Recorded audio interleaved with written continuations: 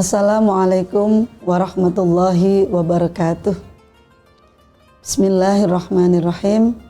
Bismillah, alhamdulillah. Wassalatu wassalamu ala rasulillah wa ala alihi wa sahbihi wa mawalah. Wa la hawla wa la quwata illa billah. Amma ba'du. Pemirsa Sangaji TV yang dirahmati Allah, kita panjatkan syukur kepada Allah Subhanahu wa Ta'ala. Hingga detik ini di tahun 2025, Allah masih memberi kita kesempatan dan kesehatan untuk menghirup udara segar alam dunia yang indah ini dalam keadaan sehat walafiat. Allah menganugerahi kita usia panjang. Allah memberi kita kesempatan untuk menikmati semua yang Dia anugerahkan kepada umatnya, kepada hambanya hingga tahun 2025 ini. Maka selayaknya kita senantiasa bersyukur karena nikmat Allah tidak pernah putus-putusnya untuk kita semua. Yang kedua, salawat dan salam tiada hentinya kita sanjungkan kepada Nabi kita Muhammad Sallallahu Alaihi Wasallam, karena beliaulah kita mengenal Islam, karena beliaulah kita nanti akan mendapatkan jaminan syafaat dari beliau pada hari pembalasan kelak. Dan kita berharap dengan sholawat yang kita sanjungkan kepada beliau akan mengantarkan kita menjadi umatnya yang mendapatkan syafaat di hari kiamat kelak. Beliaulah yang membawa agama Islam ke dunia ini, dan beliaulah yang akan menuntun kita menuju surganya Allah pada hari kebangkitan kelak. Pemirsa Sangaji TV yang dirahmati Allah, Allah berfirman di dalam Al-Quran, Innad-dina indallahil Islam, bahwa agama yang benar di sisi Allah adalah Islam. Ini maknanya adalah bahwa Islam adalah satu-satunya jalan keselamatan bagi kita umat manusia. Islam adalah jaminan bagi kita akan mendapatkan ampunan, rahmat dari Allah Subhanahu wa Ta'ala. Rasulullah Sallallahu Alaihi Wasallam pernah bersabda, hadis diriwayatkan oleh Imam Tirmidzi yang berbunyi, Ra'sul amri al-Islam wa amuduhu as-salat wa darwatu sanamihi al-jihad fi sabilillah. Pemirsa yang budiman, hadis ini terkait erat dengan tema kita pada kesempatan ini, yakni tiang agama. Hadis ini berbicara tentang bahwa pangkal dari segala urusan adalah Islam. Maknanya adalah bahwa Islam adalah pedoman hidup kita. Seluruh kehidupan kita harus berdasarkan, harus bersumber, harus dipedomani oleh Islam, agama yang paling benar di sisi Allah. Innad-dina indallahil Islam, karena agama yang paling benar adalah Islam. Maka selayaknya segala urusan kita berpangkal kepada Islam. Sebagaimana firman Allah di surat Al-Baqarah ayat 208. A'udzubillahi minasyaitonirrajim. Ya ayyuhalladzina amanu dkhulu fis-silmi kaffah. Wahai orang-orang yang beriman, masuklah kalian semua ke dalam Islam atau ke dalam kedamaian secara totalitas, secara total. Artinya kita berislam secara kafah. Berislam tidak setengah-setengah.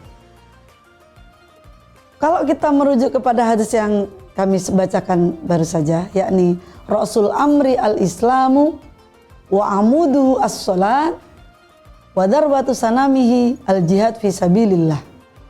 Bahwa segala perkara itu adalah pangkal dari segala perkara adalah Islam, tiangnya adalah salat, dan puncak dari segala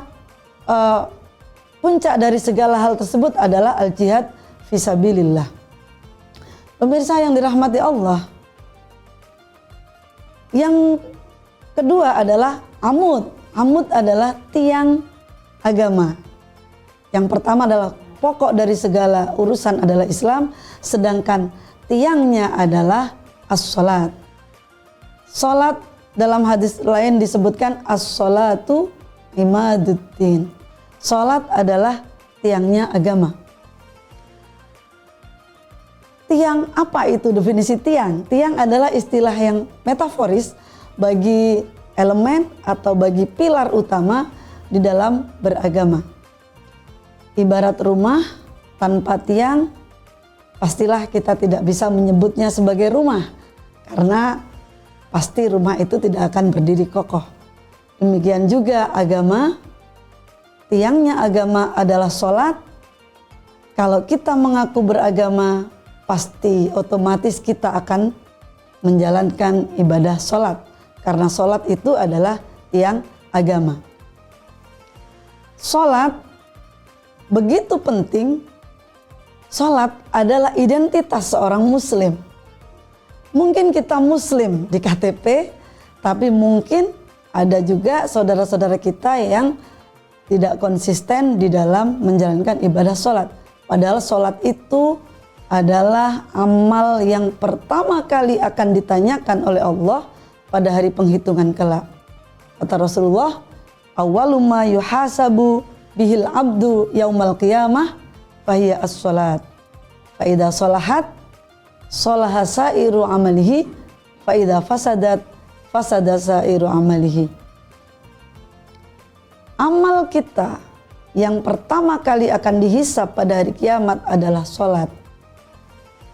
Kalau pada yaumul hisab amal ibadah kita atau sholat kita dipandang oleh Allah sudah baik, maka seluruh amal kita tidak dihisab, dianggap sudah baik. Karena jaminannya kalau sholatnya baik, pasti amal perbuatannya juga baik. Dan hal ini disebutkan dalam Al-Quran, innas sholata tanha anil fahsya'i wal munkar. Sesungguhnya sholat itu mencegah pelakunya dari perbuatan keji dan mungkar. Bapak Ibu pemirsa yang dirahmati Allah, ayat ini tidak bisa dibalik. Ayat ini adalah jaminan bahwa apabila sholat kita baik, pasti amal perbuatan kita juga baik. Karena apa? Karena sholat itu mencegah kita dari perbuatan keji dan mungkar.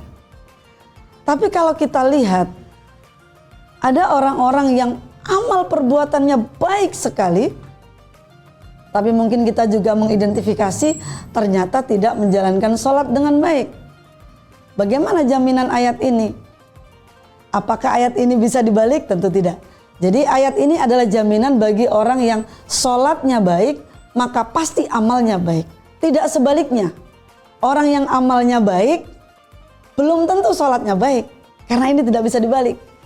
Ya, saya akan jelaskan sekali lagi bahwa apabila sholat kita baik, sudah pasti menginspirasi, sudah pasti implikasinya adalah seluruh perbuatan kita baik. Tapi orang yang perbuatannya baik di mata manusia, belum tentu sholatnya baik di mata Allah. Pemirsa yang dirahmati Allah, mungkin kita melihat saudara-saudara kita tampak di depan mata kita, sholatnya khusyuk, sholatnya baik, bahkan ada asarus sujud di keningnya, mohon maaf. Tapi ternyata muamalahnya tidak mencerminkan bahwa sholatnya baik.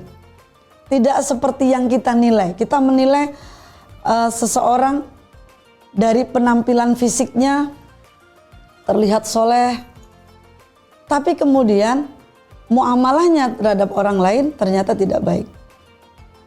Maka tidak bisa disimpulkan bahwa amal perbuatan yang baik berarti sholatnya baik.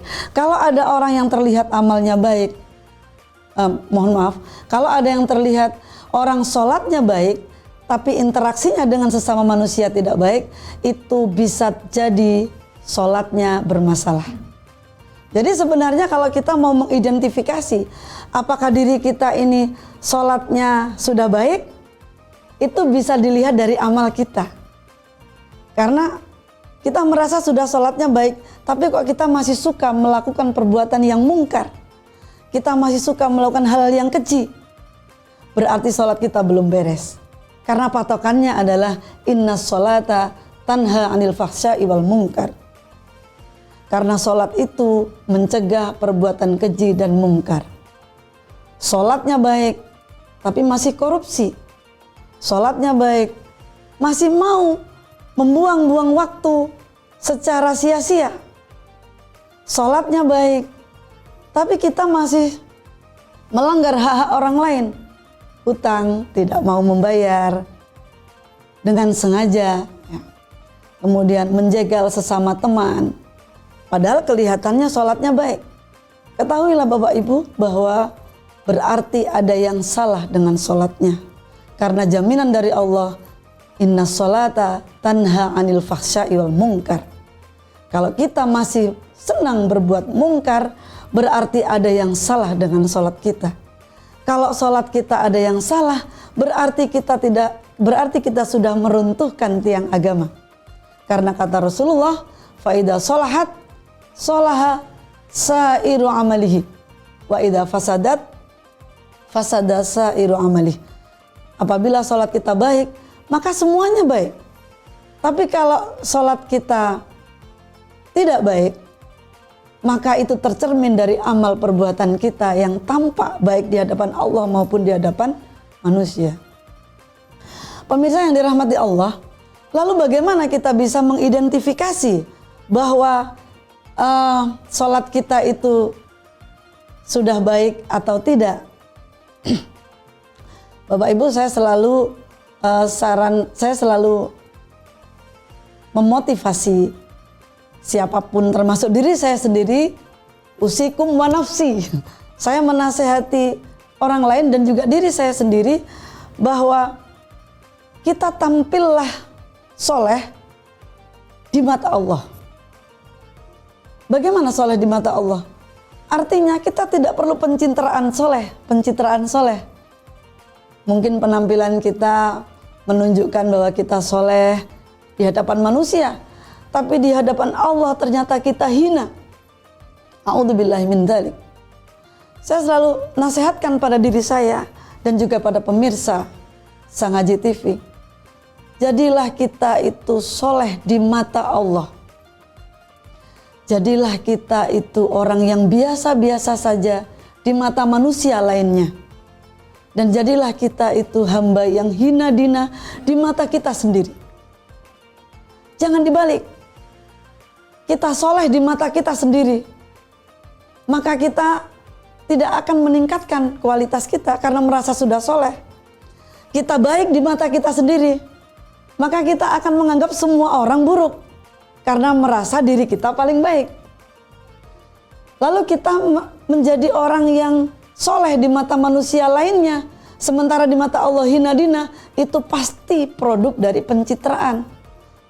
Kita ingin terlihat soleh di mata orang lain, maka kita berpenampilan seperti layaknya orang soleh. Padahal di mata Allah kita sangat hina. A'udzubillahi min dzalik. Pemirsa yang dirahmati Allah, soleh di mata Allah, biarlah Allah yang menilai kita soleh.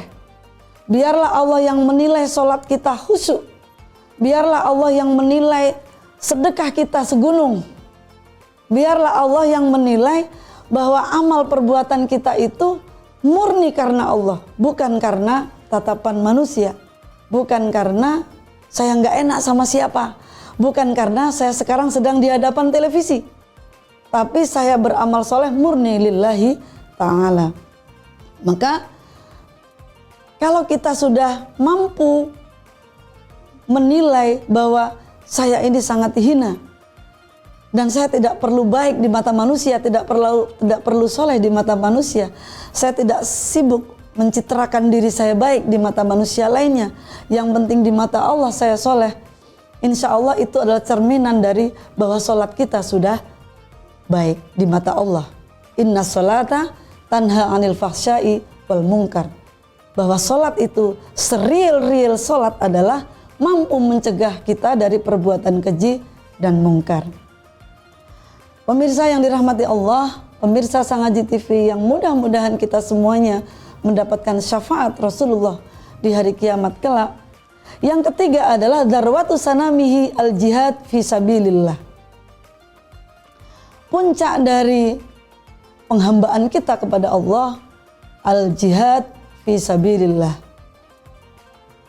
Hadis dari Imam Tirmidzi ini, hadis yang diriwayatkan oleh Imam Tirmidzi ini urutannya seperti ini, pemirsa. Ra'sul amri Ra'sul amri al-Islam. Wa amuduhu as-salat wa darwatu sanamihi al-jihad fi sabilillah. Artinya apa? Bahwa struktur keislaman kita, struktur kita sebagai muslim yang pertama adalah keyakinan. Yang pertama adalah keyakinan, setelah yakin lalu kita lanjutkan dengan perbuatan, dengan amalan, yaitu as-salat. Lalu kemudian puncaknya adalah perjuangan, al-jihad fi sabilillah.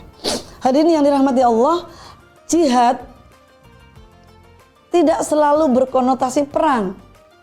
Jihad yang paling berat, jihad yang paling besar itu adalah jihad melawan hawa nafsu. Jihad melawan nafsu diri kita sendiri. Seperti yang kita tahu, manusia itu adalah dikuasai oleh nafsunya. Innan nafsa la ammaratum bisu. Sesungguhnya nafsu kita, nafsu itu la ammaratum bisu. La ammaratum bisu itu nyuruh-nyuruh. Ammarah itu adalah mubalaghah, artinya nyuruh-nyuruh. Ammaratum bisu, nafsu itu nyuruh-nyuruh pada perbuatan yang buruk, perbuatan yang lebih rendah. Apa itu perbuatan yang lebih rendah? Bagaimana kita tahu bahwa kita sedang berada pada nafsu ammarah? Kita bisa mengidentifikasinya dari perbuatan kita sehari-hari. Nafsu itu ada tingkatannya ya Bapak Ibu. Meskipun kita tidak akan berbicara tentang tingkatan nafsu dalam hal ini, tapi nafsu yang terendah itu adalah nafsul ammarah. Nafsul ammarah itu adalah nafsu yang nyuruh-nyuruh kita untuk melakukan perbuatan yang lebih rendah. Misalnya seperti ini. Salat, tentunya salat itu adalah as-salatu imaduddin. Salat itu tiangnya agama.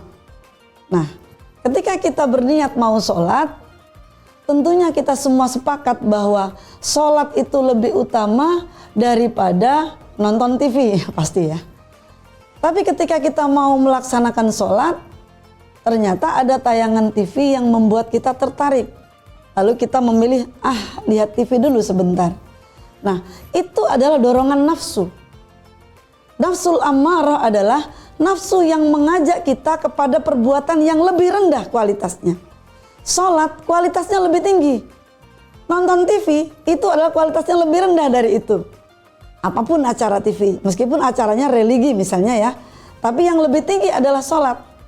Tapi kita mau nonton dulu, itu berarti kita sedang dikuasai oleh nafsul ammarah. Contoh lain, setelah sholat subuh,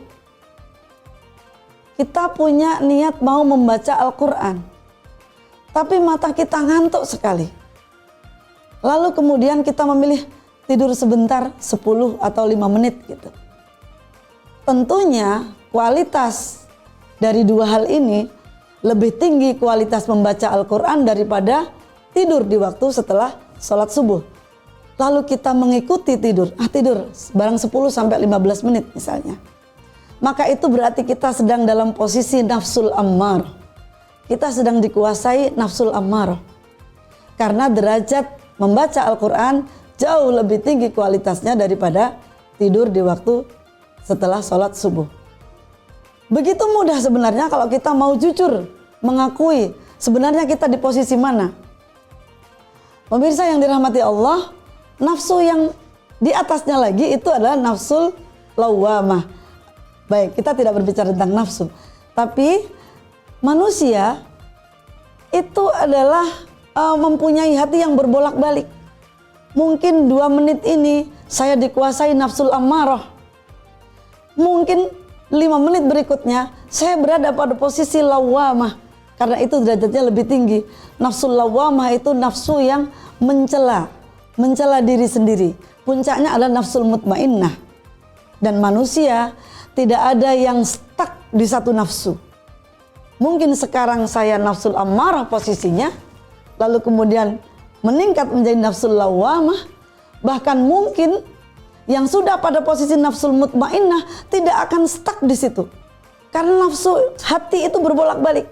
Nafsu itu selama kita hidup di dunia, kita akan dihadapkan pada pilihan-pilihan yang itu merangsang perubahan nafsu.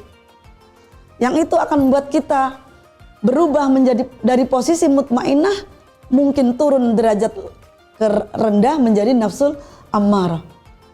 Pemirsa yang dirahmati Allah, jihad yang paling berat adalah jihad menahan nafsu, jihad melawan nafsu, jihad melawan hal-hal yang menurut kita remeh. Mungkin kita berpikir, nantilah kita sholat, waktu duhur masih lama, padahal kita sudah mendengar panggilan adzan. Nanti saja kita sholat, kita lanjutkan pekerjaan kita. Tentunya kita menuruti keinginan mau sholat itu derajatnya lebih tinggi daripada menyelesaikan pekerjaan. Tapi kita menuruti yang ini, berarti kita dalam posisi nafsul ammarah. Nafsu la ammaratun bisu. Nafsu ammarah itu selalu mengajak-ngajak kita untuk menuju ke perbuatan yang derajatnya lebih rendah. Nah, jihad ini, jihad yang paling berat adalah jihad menahan keinginan nafsu kita untuk melakukan sesuatu yang lebih rendah. Tentunya pemirsa tahu dan bisa memilah-milah mana perbuatan kita yang derajatnya lebih tinggi dan mana yang lebih rendah. Pemirsa yang dirahmati Allah, demikian yang bisa kami sampaikan. Kesimpulan dari hadis yang diriwayatkan oleh Imam At-Tirmidzi yang kami sebutkan barusan, bahwa Ra'sul amri al-Islam, bahwa pangkal dari segala urusan adalah Islam. Wa amuduhu as-salat, tiangnya adalah salat. Wa darwatu sanamihi al-jihad fi sabilillah, bahwa struktur kemusliman kita, struktur keislaman kita yang pertama adalah keyakinan. Yakin bahwa Islam adalah dinul haq. Islam adalah agama yang paling diterima oleh Allah Subhanahu wa taala. Setelah keyakinan baru kita lanjutkan dengan amal perbuatan. Dengan amal yang menjadi tiangnya agama, yaitu as-salat, di mana salat itu akan menginspirasi pada perbuatan kita yang lain. Karena inna sholata tanha anil fahsya'i wal munkar. Dan puncak dari semuanya itu adalah dilanjutkan dengan perjuangan, yakni al-jihad fi sabilillah. Jihad terbesar adalah jihad menahan nafsu, melawan diri kita sendiri, menahan keinginan-keinginan yang didasari oleh sesuatu yang lebih rendah kualitasnya. Dan itu sebenarnya kita sadari, karena sebenarnya manusia punya filter dalam dirinya. Apakah yang kita lakukan ini baik? Apakah yang kita lakukan ini bertentangan dengan agama? Ataukah apakah yang kita lakukan ini benar-benar karena kebutuhan kita atau karena keinginan? Kita sudah punya filter. Allah menganugerahi manusia itu filter. Hanya saja terkadang nafsu membuat kita berpikir, nanti masih bisa taubat. Ini masih dimaklumi oleh Allah. Intah Allah Maha Rahman Maha Rahim. Saya nanti akan minta maaf pada Allah. A'udzubillahi min dzalik. Kalau kita sudah disetir oleh nafsu, maka berarti Islam kita, struktur keislaman kita pada porsi yang ketiga, yaitu perjuangan jihad fisabilillah, kita gagal di sana. A'udzubillahi min dzalik. Semoga saya dan juga pemirsa Sang Haji TV yang dirahmati Allah, termasuk hamba-hamba Allah yang kelak di hari perhitungan, termasuk yang sholatnya baik, maka seluruh amal kita dianggap baik oleh Allah. Dan kita memohon kepada Allah agar kita terhindar dari perbuatan buruk dan kita dijaga oleh Allah menjadi hamba-hamba yang sholatnya khusyuk, menjadi hamba-hamba yang soleh di mata Allah. menjadi hamba-hamba yang selalu ingat bahwa kita sangat hina dalam pandangan kita sendiri, dan kita tidak terlalu mencitrakan diri kita menjadi orang soleh di mata manusia lainnya. Usikum wa nafsi bitaqwallah, wallahu muwafiq ila aqwamit thoriq. Wassalamualaikum warahmatullahi wabarakatuh.